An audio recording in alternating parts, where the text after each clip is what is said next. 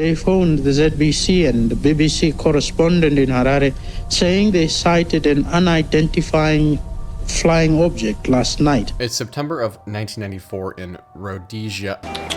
I'm from Rhodesia. We say Zimbabwe now, don't we?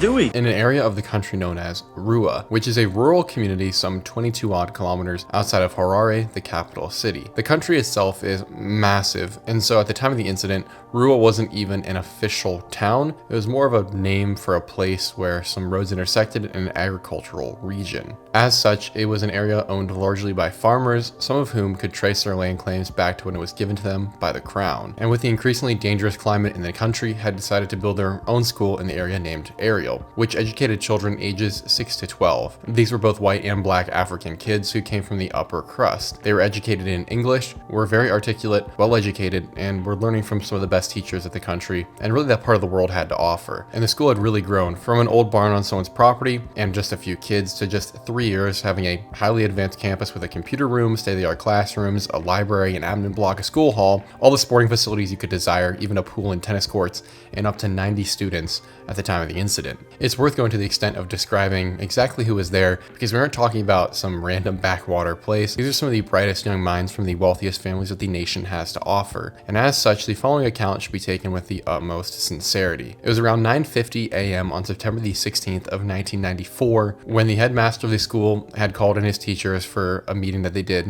basically every Friday to discuss the previous week as well as what the school needed in the upcoming week's work. It was supposed to be a brief 15-minute session while the children had break time and were outside playing. It lined up well, and that's why they did it that way. It was a typical event, nothing unusual or out of the ordinary. And the only adult supervisor that day not in the meeting was a parent volunteer working in the tuck shop, which is basically a snack shack on the far side of the outdoor area where the kids are playing. I know that's pretty cool to have a snack shack at recess. Due to its location, however, she would not see anything that the children did that day. At first, the kids' time outside and the teacher's meeting was going off without a hitch, and things began wrapping up around 10 a.m. when the meeting was suddenly interrupted as the teachers started hearing horribly loud screaming coming from outside, so they rushed down thinking that the worst of all possible scenarios might have happened, like maybe one of the kids was hurt or worse. And so when they noticed that the children seemed physically fine, they became very curious, asking what had happened. And the stories came in fast and weird from the get-go. And here's the story the kids agree upon. It all started with a buzzing, but the source of it was indecipherable, beyond identification. The closest thing the children could compare it to was like something being zapped or a machine-like bee noise, and it was coming from everywhere, and it was incredibly loud. At first they tried to look around and see if they could find the source of it, but didn't see anything. And as it got closer, it seemed, and louder, they became more curious and alarmed, to the point that several of the children, in fact many of the children, became very frightened. However, before anyone could identify the source identified itself. A silver ship had come down from the sky and flew near the power lines around the school, following them until it reached its destination, a grove of trees and bushes a short distance away with a clearing in it. This place was off limits to the children, but not for long, as the curiosity built to a crescendo when the object began landing, and two other smaller ones stayed airborne, seeming to monitor the situation. A group of mostly older children decided to run off the playground, hop over the log borders, and head for the craft. This was a big no-no, as the school had rules against going to this area due to poisonous snakes and spiders, which is really no joke when you're talking about this part of the country. Upon arrival, the children closest noticed that two beings were exiting the craft, one after another, and had begun approaching the children themselves now. The things exiting the craft were two short, black creatures with enormous black eyes and gray faces. Let me reiterate, these also began approaching the children, at which point some of the younger ones began running away, trying to get as far away from them as they could, while the older ones started getting closer. There are several accounts here, but the main one is that these creatures weren't so much walking as almost levitating towards the children on the playground, and eventually stopped feet in front of the kids who had gotten closest, seeming to notice the terror that they were causing everyone there. At which point the beings began staring at the remaining children who were closer with their enormous black eyes. The children closest to the beings then report being almost ensnared in these eyes. Like they weren't able to look away even if they wanted to. They were conscious of what was happening, but just couldn't drag themselves away from the gaze of these creatures. It's likely easiest to compare this to sleep paralysis, where the sleeper wakes up mentally but not physically and is left completely rigid, unable to move despite being conscious of their awakeness. A horrifying feeling of a complete lack of control. So placing ourselves back in the playground that day in 1994, while the children closest stare on, some of the kids who weren't looking into the creature's eyes and who were a little bit further back noticed that the other being was beginning to do some very odd things, as in moving alongside the flank of the playground area. As stated, the craft had landed a bit outside of this area where the kids were designated to play, and it was supposed to be off limits. So everyone that was there that day of the children saw the craft fly over the playground, but only those who had gotten closer could really make out the details of what was happening, which is important to note for how big of a distance these figures traveled, but also because it'll explain some of the differences in what the kids saw that we're going to get into a little bit later. That being said, some of the kids that hadn't gotten so close noticed that this creature was running a distance away from the craft and then backwards, which is as strange as it sounds and doesn't really even make sense when we talk about it. So I'm just going to let one of the kids that was there that day describe it for you. By the spaceship, looks like it was gardening by the big spaceship, and there was another one running in the grass. And how did he run compared to, say, where a kid would run? He ran normally like us, but bouncy, as if a human would run on the moon. You mean The way as a if there human were would. less gravity? It seemed light, is it? Yes, but not as much as a human on the moon. Not that extreme. When he ran his distance, he stopped and he looked at us for a while, and then he ran back again. If that isn't bizarre and creepy enough, there is also another example where at a different point, one of these figures begins imitating two of the children playing, almost mimicking their jumping, like trying to play the game with them, which is horrifying. And how horrifying this was seemed to register for the beings on their end of this as they stopped moving closer to the kids for the most part and seemed to just be standing there watching everything that was going on. And so as we sit here, we have two beings who have exited the craft and then have gone on to start approaching the kids, displaying strange movements and behaviors and levitating, by all accounts, across the floor. Okay. What? There are a lot of questions to be asked here, but before we can continue the story, we have to ask what those children who were in this trance, this staring contest with this figure, were experiencing. And based on some interviews we got later, it's pretty disturbing stuff. And his eyes looked at me as if, I want to, and things like that. I want to what? I want you. I want you. Yeah. I want you in what? Like, I want you to come with me, or Yeah, I want you to come with me. I want you to come. Did you go with him, do you think? No, only my eyes went with him. Your eyes went with And him. my feeling. And your feeling went with him. So was there a part of you that wanted to go with him? Yeah. That felt like drawn to go with him? Yeah. Okay, so can you say what that felt like? Again, scary and a little excited. Yeah. And a little I shouldn't go. Yeah. And yet, I want to go. Yeah. Yeah. It's pretty clear from these interviews, the other interviews and the written testimonies of these kids, that there were some subliminal messages being transferred. Like this one girl who discusses the messages of come with us and the sense of luring, as well as also being shown images of a devastated world, all of which was transmitted telepathically.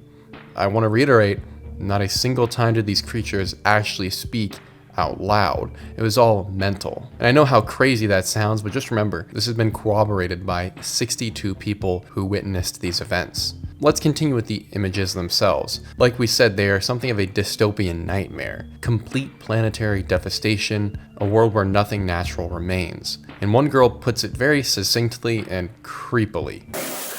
It was like in the world, all the trees will just go down and there will be no air and people will be dying. Flashing forward a bit, it's pretty understandable that almost all of the children would report nightmares after this incident, some of which would even report these messages and these visions playing back through in their brains. And the damage was so bad that some of these kids didn't return to school for a while, and some never even did at all. And all of those who did return, they report feeling a change of some kind within themselves, like something about them was permanently altered. This was possibly one of the last things that happened in this whole encounter with the beings, because shortly after she received this vision and this message, the bell of the school rang, and in an instant the beings had completely vanished. They had disappeared, and almost all the students agree that this happened instantly. It was as if they had simply ceased existing, with only one student reporting that he had seen the figures walk back into the ship, take off, and then flash into the distance at immense speeds. Before we can end the initial story though, we have to note a few things. Firstly, all the children reported that were present that the sighting had almost put them into an altered world where things were distorted, like one girl who says her heart was beating both fast and slow simultaneously. Time seemed to operate differently for all the kids who were present when the beings were there, and unsurprisingly this is most true for the kids who were in the trance, who say that while they were getting these messages, they thought it had been only a minute or two that they were looking at the creatures, when in reality they were looking into the aliens' eyes for some almost 15 minutes. And from there we know the rest of the story. It's where these kids run inside screaming from their teachers, begging for someone to listen to their story, hoping that someone will believe them. Now that is quite the tale, and one can see why it is so compelling right from the get-go, because in the world of UFO research, it is extremely unique in that 62 people witnessed essentially the exact same thing. I shall emphasize though, essentially the same thing. At first it may seem a little disappointing when I tell you that not all the stories here match completely. And it has been a pretty common point, I will admit, used by the mainstream to try and debunk what these children saw that day. So let's just start there with the number one thing. The differences in these stories are real, but for the most part they are actually pretty insignificant, and everyone on that playground that day does agree, to the best of my knowledge, that they had seen at least one flying saucer-like craft come down from the sky, and then follow the power lines for a bit before beginning this landing process. So there's no doubt about that part among the witnesses. So where the witnesses' accounts differ are in the following areas. One, some of the kids saw figures without clothes on, some only saw one entity while others saw two. Importantly, from what I can ascertain, they all agree on the size and general shape of the creatures, which is important. It's about 3 to 4 feet tall, so much smaller than the average human height. Some of the kids saw beings wearing skin-tight black clothes up to the neck. This seemed to be agreed on by most from what I can tell, and a debate still persists about whether they had long black hair or were hairless. For the most part though, a lot of these differences can be chalked up to distance.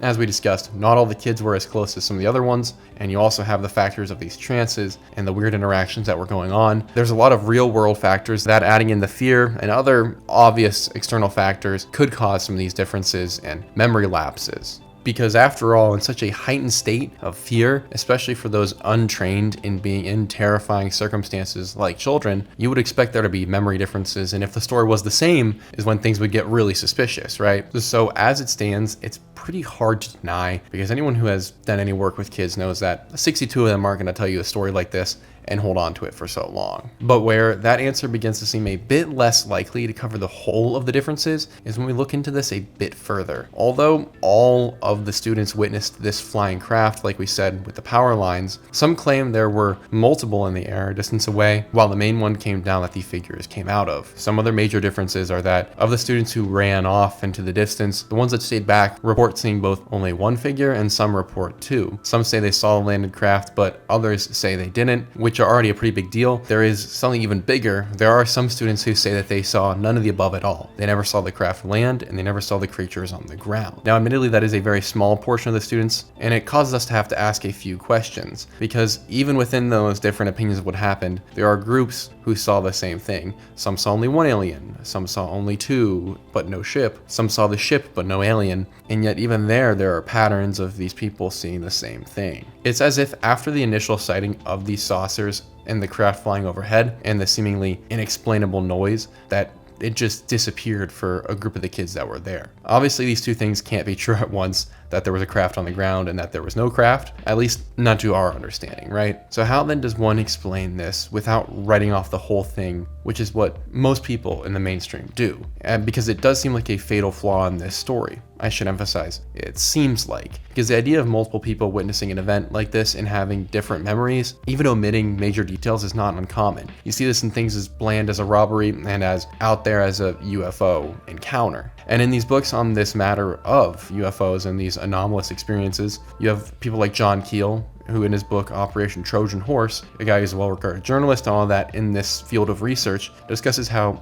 these beings seem to be able to alter the perception of the person seeing them and alter their own physical appearance to appear differently to multiple people. Sounds a little cuckoo, but then again, when you were discussing something that has a technology that allows it to travel across space and across our planet basically in an instant, we are obviously talking about something beyond our current comprehension. So if that's in mind, it's not an entirely impossible claim to make. And reading this, I'm thinking that most people have become more open to these ideas over the past decade or two of the increasing prevalence of these sorts of craft. So let's continue on from there. Because there is also another major factor at play here and why these kids might have seen something differently. Because in addition to the idea of reality altering beings, there are a multitude of other factors that contribute to these discrepancies. Factoring for distance like we discussed and who the creatures were fixated on that day, it's likely that all the kids had different views of what happened, from slight differences to bigger ones. For instance, one girl was holding hands with a friend. The girl was receiving visions while her friend wasn't, but both saw the creature and describe it the same way. And so I think it's easy to debunk the debunking if we look at what the accounts do share, more so than what they have different. Namely, all the kids heard this strange sound. The description ranges from an all-encompassing bee noise to a flute, different perspectives from minds that are using everything they know and are familiar with to try and make it make sense. But no question that these sound happened from any of them.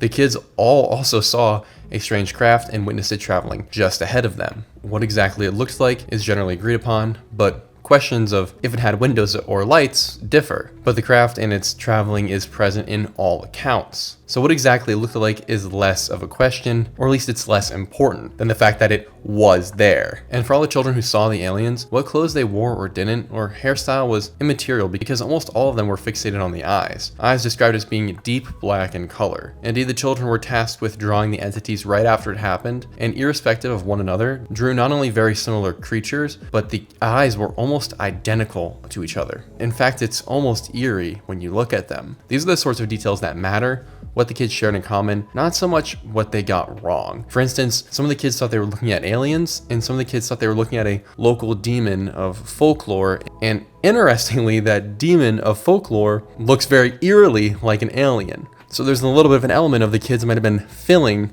what this bizarre instance was that they saw with the best things they had examples of. And in one case, aliens is a little bit more accurate, we presume, than the demon creature things of African folklore. And after all, we are talking about children, literal children, ages 6 to 12. Their brains are malleable, basically Play-Doh, and when something so indescribable happens, they are firing mentally on all cylinders to try and make a logical answer out of it, pulling from whatever they have access to make it make sense. And because of the school's quick work in getting all the children's reports, we know that the teaching staff themselves couldn't make sense of it, but they did expect that even from right when this happened, that something really did happen. Just what was the question? And so with pressure from parents, the headmaster of the school, who I think is a truly respectable man, his name's Colin Mack, he searched for options because the story is beginning to grow outside of the school community. You had parents showing up with their kids to try and figure out where everything was. I only became aware of it much later, actually. You didn't at the time? At the time it happened, no, because as I said, we were in here in the middle of a staff meeting, and I only became aware of it about an hour later. And then at lunchtime, a few of the children told their parents when they came to collect them, and a few of the parents took a wander down there to see if they could see anything. That is when I really became concerned, because if there was something there, I didn't really want everybody had been down there. And so pretty quickly, indeed within days of this happening, Tim Leach, one of the most powerful men in the world of news for the entire continent of Africa, was on this case, investigating the happenings and collecting sources. And this is important because he's a man who had spent decades doing this correspondent work in literal war zones and other places around the world. He's been fired at and watched friends literally die in the line of work, all while getting the latest story. But the Ariel School case was something else altogether for him. It shook him to his core, being a rationalist through and through. And so Tim, being a man who thought he could figure this out himself, eventually realized he couldn't. And so he made a call to the woman of arguably the most importance in this world in Africa, being Cynthia Hind, who's the head of MUFON for Africa, which is a big role. MUFON is a group of scientists and researchers. It's pretty massive, and they have people working across the globe, and their goal is to use witness statements, research, technology, testing, and everything possible to disprove UFO encounters, not because they don't believe them, but because they do believe in them and want only the most real stories out there, and to get through, convince people that something is going on. And the record is beyond reproach. So when Tim made this call to Cynthia, he knew what he was doing. And it is a major pull. And in the call, he discusses how this has shook him more than anything else he's ever worked on. Once again, a guy who's literally watched friends die in the field. Within days of the occurrence, she herself was on the scene, meeting with children and collecting evidence. And after investigating, testing soil, collecting samples, photos, and interviewing everyone they could, Cynthia and her team came to the only real conclusion here, which is that what the kids described actually did happen. The craft had come, and so had the beings, and so yeah, I would say that's something. This organization's whole job is to find real accounts of UFOs and to disprove the other ones. And from all we can tell, they did just that. And as for the differences in the stories, Cynthia said basically what we did, that the children's minds had altered some of the details to fit, adding windows where there weren't on the craft, for example, or taking away windows where there were, or calling it a flute noise when it was really more like a bee. But the craft, the creatures, the movements, the watching, all of it was genuine. Wow. That is truly something. But the work didn't stop there. As I referenced, they took some photos and did some testing, and what researchers noticed is at the site where the students had pointed that the craft had landed, there was a pretty large area where reeds and grasses had been pressed down, but since it's Africa and there are big animals, no one could confirm for sure that that's what this was, but it was the only thing close to physical evidence in this case. Even soil testing they did, and sediment testing, is reported as having no anomalies. As such, the only remaining evidence to investigators were the children themselves and the genius work of the schoolmaster, Mack, who deserves a true thank you, because these drawings he had his kids do are invaluable, as they happened so fast and before the memories could become super tainted or altered, that they are considered highly reliable. He also just seems like a stand-up guy, because he didn't immediately yell at the kids and say they were all wrong. And listen, even though he, in his own words, although initially sympathetic, didn't fully believe the story he was being told, and had a hard time wrapping his mind around this whole aliens thing, but did believe that something had happened. But before I yap too long, let's just start looking through these pictures which are cycling through on the screen. Factoring for the fact that we have 62 children of various ages and therefore mental capacities, the similarities are mind-boggling, and the creatures themselves, like we said, they're pretty horrifying. But since the grounds left no evidence, as far as we know, these drawings, as we said, are the only evidence that still persists outside of the witness testimonies, and so they're incredibly valuable, especially since that time these children have spread across the world, with many of them leaving the country entirely and or dying due to anti-white and anti-farmer hate and killings in that part of the world. Indeed, many of these kids' names aren't even known to this day. Wild times, truly, is all I have to say to that. Continuing, Cynthia Hind and the headmaster were equally compelled and now confused about what to do with a case like this, because the story needed to get out to the larger mainstream. And so they reached out to a man named John E. Mack, a figure in the world of anomalous phenomena. Mack was a well-known author and professor. He is likely most well known, however, because of a book he wrote named Abduction, which covered abduction cases, shocker, in a serious light, attempting to discern the reality of it all. He, unlike most academics, was very sympathetic and saw the reality of these situations and people's struggles. He didn't necessarily believe in the whole aliens aspect, but he did believe that something was going on. And this was very atypical for a professor, period, and still is today, but it was very groundbreaking for him, as he was the head of the psychiatry department at Harvard, meaning he had a serious set of credentials, which landed him spots on all the big television broadcasts of that time and made him a best-selling author. All to say, he was no joke. And so when he visited the Ariel School a couple months after the incident, it was with a reputation inside and outside of this UFO world and a desire to know more. And so he sat down with the children, both individually and in groups, and had them tell him their stories. And thankfully so, because outside of the children's testimonies written and drawn, about all we have left. And these are the interviews we have been playing throughout the video in various segments. Needless to say, they are compelling to say the least. And like Cynthia, Mack came to the conclusion these events really did happen. These things took place, which did not seem to be the conclusion the mainstream wished him to arrive at, because very strangely, this case and some of his other work seemed to be a tipping point for John's career, as several other of his Harvard professors would begin an investigation into him over claims of essentially having lost the plot, mentally speaking. They believed it was undignified for him to research into UFOs. Why? They don't ever actually say, except that they think it makes the whole school look bad. which is really stupid. And that should have been tossed out right away, but in fact it wasn't. And it became the first, as far as I'm aware, and only investigation into a Harvard professor in its centuries of history that was started with no evidence. And that's right, there was no evidence of wrongdoing, and yet they investigated the man anyway. In total, this investigation extended for 14 months, and the conclusion was that, shocker, Mack could investigate and study whatever he chose to, even if he was wrong in the final conclusions. Because at some point, we still understood that you can be wrong about things and you can research things that are deemed fringe by the mainstream. That's not actually a crime, believe it or not. Stepping down from my soapbox though, the fact this happened to a man who was really advancing the world of UFO research seems sus to me, especially because it took place in the time frame of the Ariel incident, one of the most undeniable examples of the reality of these experiences. And on that idea of cover-up, I have another detail worth adding. John E. Mack, 10 years after first researching the Ariel incident, was leaving a UFO conference he had spoken at in London. He stepped off the tube and was careened into by a drunk driver, and he died instantly. And this was before publishing any of his work on the matter at the Ariel School or any of the other cases he had been investigating. Even more strangely, the family refused to press charges, trying to say that John wouldn't have wanted the other guy to suffer. The guy ended up getting a very light sentence as well. And it has been stated that 3 other John Macks died the same day in England. And all I know, with those facts out there, is that this sounds like something beyond a coincidence to me. But let me know your thoughts down below. In the aftermath of the Ariel incident, however, it's obvious, and I think should probably go without saying, that the authorities couldn't admit that it actually happened, so they began the classic cover-up. This time saying that, and I'm not kidding you, the children had seen either a meteor shower or a Russian spy satellite and or rocket crash down. This being without evidence because there were no chunks of space rocks ever found, or chunks of satellites found, or ever reported in the area. So that doesn't explain anything, really.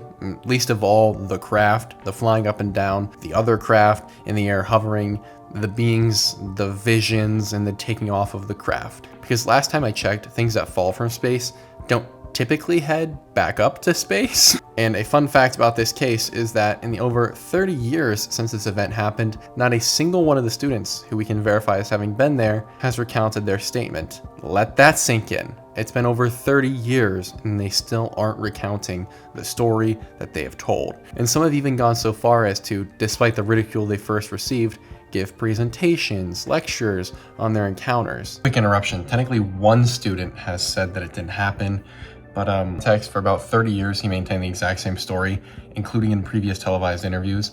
And then suddenly Netflix comes out with a documentary, and then he says that it was all made up, that he pointed at a rock, and then people believed him that it was a UFO, and he made it all up.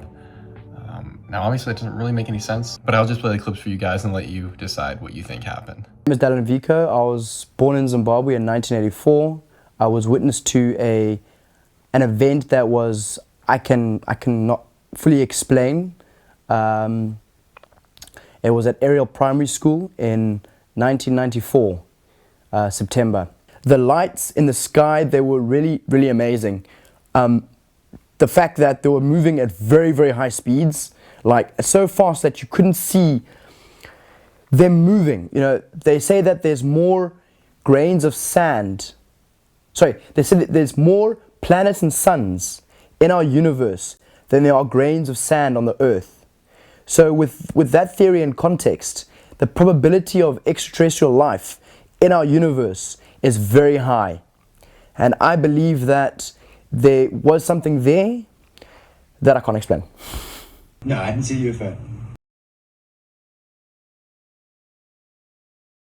So assuming that not all of the students have had simultaneous hallucinations of the same thing, then it's likely a true account. But there's even more evidence than just these kids, because I kid you not, another school not too far off would spot craft matching the children's description. This time it was the Pier House School, located about 25 miles from Rua, except it wasn't the same day as the Ariel School account. It was actually 2 days prior. The incident was not widely publicized, and even today it is very difficult to track down any source material on it. So difficult, I'm going to put out a disclaimer that the language differences and cultural differences may have caused a mix-up here, and it's Pier House, as it's been reported, might actually be a reference to Peter House, which is a group of high-end schools for the progeny of wealthy families in that part of the world. This sounds far more likely to me, so I'm going to move with that, but I'm not 100% sure. And I'll totally admit that. And the reason I think even more that this might be the case is because one, Peterhouse schools educate the wealthiest. So they have people who would be in power that might not want this story out. That's convenient, one.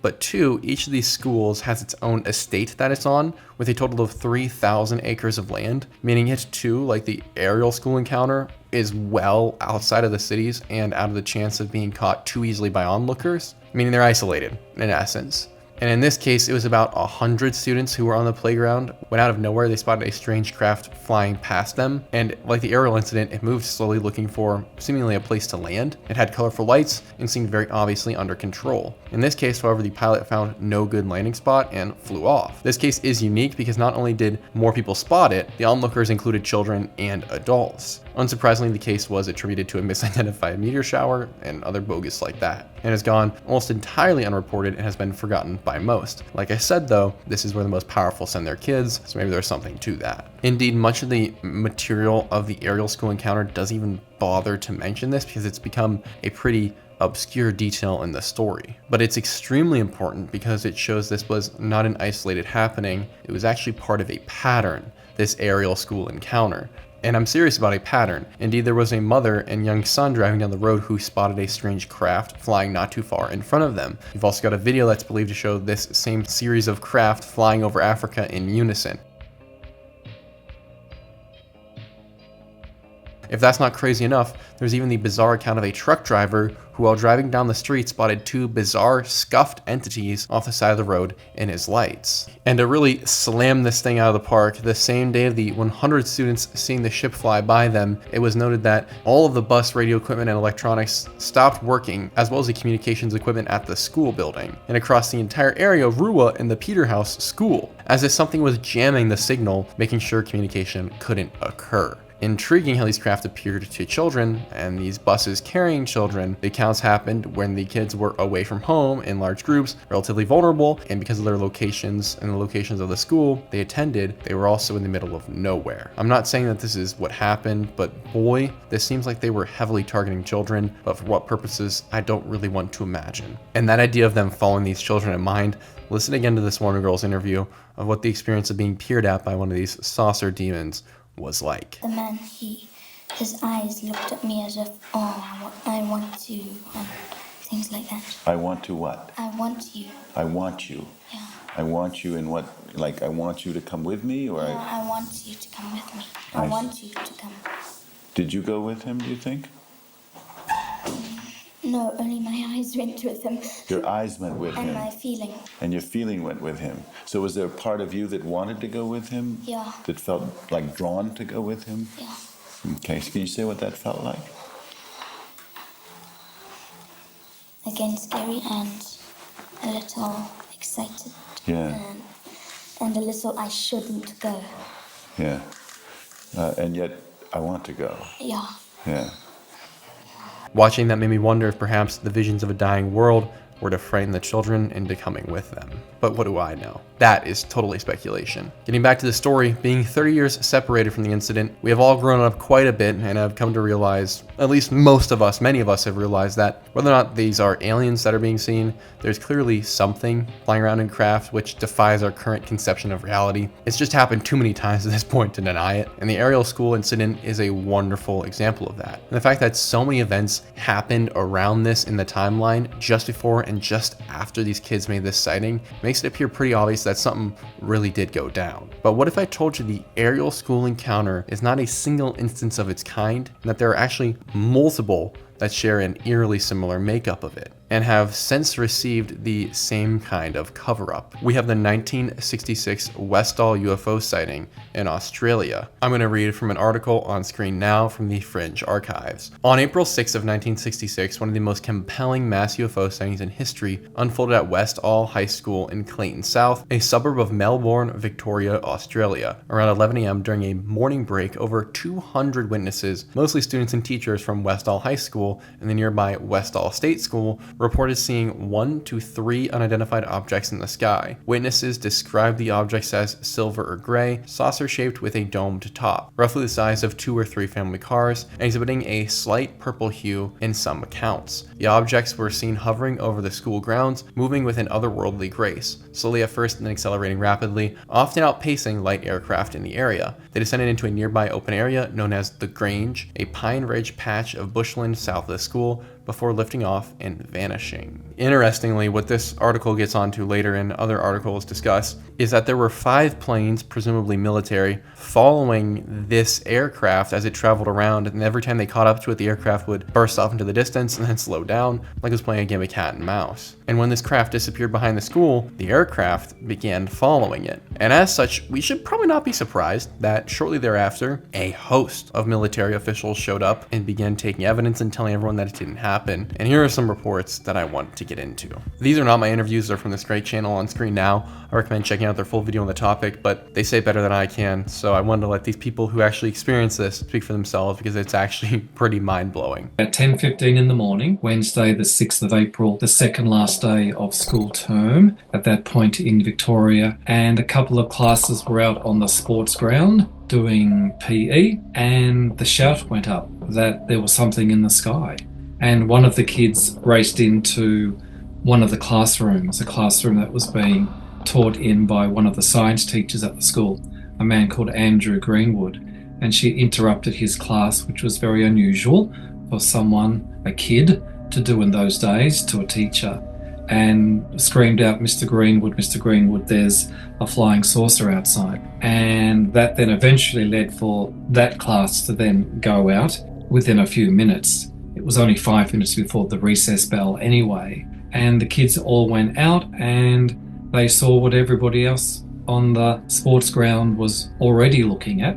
And after the recess bell went, of course, the rest of the school population eventually came out, and the word got around very quickly that there was 1, or according to some witnesses, 3 very unusual looking objects in the sky. Some extra details are that the ground in that area where they saw the craft going was singed. Some people even described it as melted. Much like the Ariel encounter, however, this happened during the day at a school with a ton of witnesses who reported the same thing. Unsurprisingly, the authorities, quote unquote, came and told everyone that it was a weather balloon. Y'all had mistaken it. There was nothing crazy going on. But what made it even less convincing that that was what happened, because none of the 200 witnesses believed that or ever said they did, is that shortly after these people began arriving in dark suits, discussing what had happened with the administrators and telling everyone to not talk about it and that it didn't happen, military began showing up at the school. These military were wearing camo and had appeared pretty quickly. What people later found out is that the Australian military, where this sighting happened, didn't wear camo during that time period, but the US military did, and there was a US military base just a short distance away. So take all that as you may. Continuing though, just a year later in 1967, in Crestview, Miami, also at a school, there'd be another instance of this sort of thing happening. This time we were talking about a kid who spotted this, began telling his friends, and then ran in and told a teacher. The teacher comes out, and shocker, it was actually there. This incident also had hundreds of witnesses, and the craft stayed there for extended periods of time and then appeared to start messing with people watching, displaying the ability to disappear and then reappear at random, showing up over multiple days and being seen by both adults and children alike. The government also came in on this one, men in black suits taking evidence and saying that it was just a meteorological event, aka weather event, or a misidentified aircraft that you guys just don't understand. It's so obvious. Why would it be a UFO? Basically, like the other cases, you guys are just hallucinating. Of course you're not seeing a UFO. Those aren't real. And yet in both cases, the government came in and brought the military in and did testing and did Geiger counters for radiation and took soil samples, which they brought to various facilities to test to ensure that there were no anomalies detected. What's more about this Miami UFO encounter is that the government had just shortly there before reported that 8 unidentified crafts had passed by 2 separate radar stations in the US and were somewhere. So what's going on there? Because this is also an example where multiple craft were seen by hundreds of people, just like at the Ariel School. Now, I don't know what precisely that means, but I do know that there's another example at the Broadhaven School in Scotland. This is where a bunch of students also spotted a craft, and so did teachers, and they drew it just like at the Ariel School, and it's uncanny, the similarities. Even stranger though, the military comes like usual, and officials come and show up and say, nothing happened, you're just imagining it, don't talk about it. Even going so far as to threaten people and witnesses. And yet, just like the other examples, people came in, took soil samples, ran radiation tests, and looked for any anomalies, which seems like a crazy thing to do if it's just a strange weather event. And the examples go on, I'm sure, and I'm sure there's also examples that may never meet the light of day, but in all of these, we have some very similar phenomena. But nothing perhaps is more clear from all of this than two key points. One, the theme of appearing to kids and schools is not as uncommon as we are led to believe. And two, the government is really dumb and terrible at coming up with believable excuses, with balloon being the same excuse they used in Roswell, New Mexico, in Westall, Australia, and at the Ariel School, and countless others. But there are even more things I want to note here as we start bringing these parallels and these through lines together here. We have craft exhibiting impossible maneuvers to our current conception of what tech is available. They phase in and out of existence at the Crestview sighting, which may explain why the children at the Ariel School saw the craft when it began landing, but not all of them saw it after it had landed, or the beings. As an aside, one of these people has a picture that was taken 5 days after the Westall sighting that I want to include here because it's very similar to the craft that these children drew. It's on screen now, I'm just going to let you take that one into consideration for a second.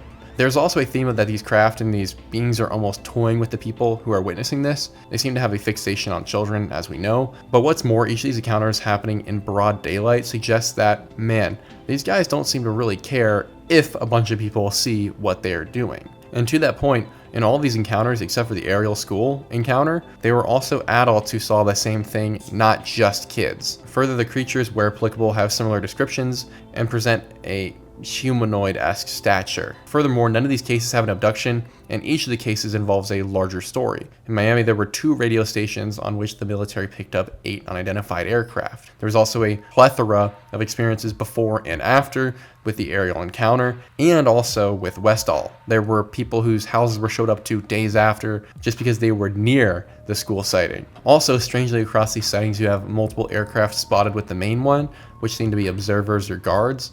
These don't land and seem to be watching. In each instance, the craft appeared to be seeking a landing spot, with it actually doing so in the aerial encounter, and we believe in the Westall encounter as well because of the burned ground. All of these things are showing an obvious pattern, I think, but what is possibly most strange and disturbing is the all-encompassing cover-up here. Not a single one of these cases was ever even given a remotely probable, official, widely believed answer. Indeed, none of them have an actual plausible explanation really whatsoever. From the Westall sighting in Australia, to the Crestview sighting in Miami, to the one in Broadhaven and at Ariel Primary, the excuses are almost identical. A weather balloon, a meteorological event, meteors, and a case of misidentified everyday objects like a helicopter or a plane. Mind you, I shouldn't need to say it at this point. None of those things explain even a portion of these stories. Not the craft, not the strange maneuvering patterns, the disappearing and reappearing, the beings, the visions, the anything really. The only people that are satisfied by these answers are those who simply don't care to research. But what stands out beyond that are the men in black, which is a topic for another video because it is a deep rabbit hole. And when I say that, I don't mean Will Smith, I mean the real ones. The guys who do show up and suddenly evidence is missing. Listen to this account from a student and witness of the Westall incident.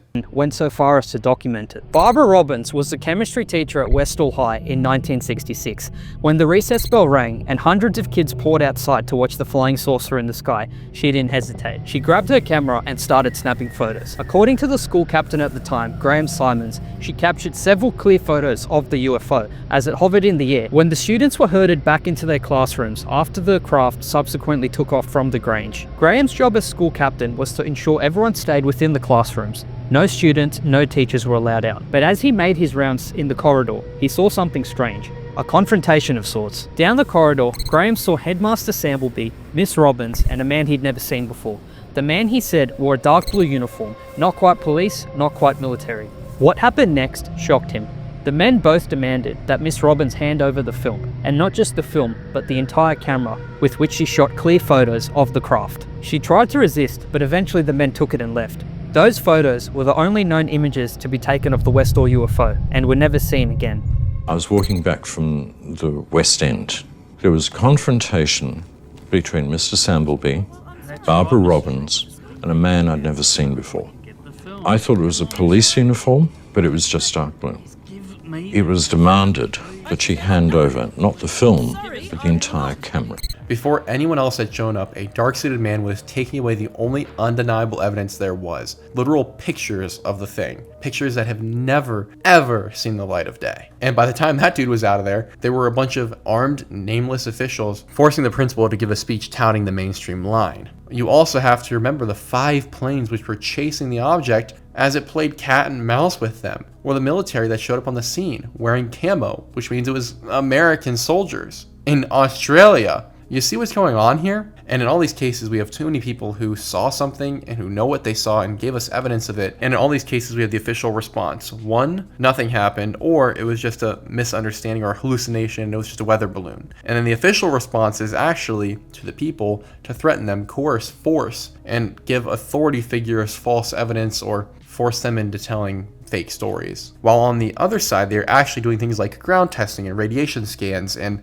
making sure they collect that evidence to ensure that whatever did happen never gets out officially. Because after all, if there's one question you should ask from these stories, it's why do we need to send sediment to the lab for quote-unquote anomalies if it was merely a hallucination or a mass hysteria in groups of children? And the answer is very simply, you don't need to. You never have and you never will. You only do that if something was actually there. So what then is happening? And I think that's pretty obvious. It is a massive cover-up of immense proportions. Something far beyond likely what we even expect now. But what's interesting is a lot of people who were alive for these incidents and investigated them, they are towards the end of their lives and this evidence is still in their possession or they know where it is. And so I can tell you that if you do have this evidence, you let it out because this is something that we all need to know about. That being said, I don't know what these are. I don't know if they're aliens, if they're green beings, if they're gray, if their heads are pointed or round, if they have massive pointy eyes or they're big circle eyes. I don't know. It could be a demon, it could be some